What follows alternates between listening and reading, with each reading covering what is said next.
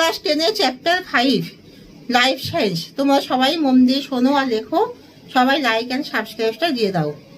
পরিবেশের বিভিন্ন প্রাকৃতিক সম্পদ ও তার সংরক্ষণ। পরিবেশের বিভিন্ন প্রাকৃতিক সম্পদ অর্থাৎ নাইট্রোজেন হলো পরিবেশের প্রাকৃতিক সম্পদ, যা বায়ু থেকে মাটিতে আসে এবং মাটি থেকে তার আবার বায়ুতে ফিরে যায়। এবং যখন মাটি থেকে তার বায়ু থেকে যখন সেই নাইট্রোজেন বায়ু থেকে মাটিতে সংগৃহীত হয় এবং যখন তা আবার বায়ুতে ফিরে যায়, তখন অনেক সময় বিভিন্ন বিষাক্ত গ্যাস যখন বায়ুতে যায় তখন বায়ু দূষিত হয়ে যায়। এবং গঙ্গার জল, যা হলো প্রাকৃতিক সম্পদ, এই গঙ্গার জল মানুষের জীবনে পানীয় জলের উৎস এবং মানুষের জীবনের জন্য অপরিহার্য। জলবায়ু আবহাওয়া সুষ্ঠুভাবে পরিবর্তন ঘটায়, কিন্তু গঙ্গার জল যখন দূষিত হয়ে যায় তখন তা আবহাওয়ার ক্ষেত্রে উষ্ণতা, তাপমাত্রা, জলবায়ু পরিবর্তনের ক্ষেত্রে যেমন তা অস্বাস্থ্যকর হয়। আবহাওয়া যখন ঠিকভাবে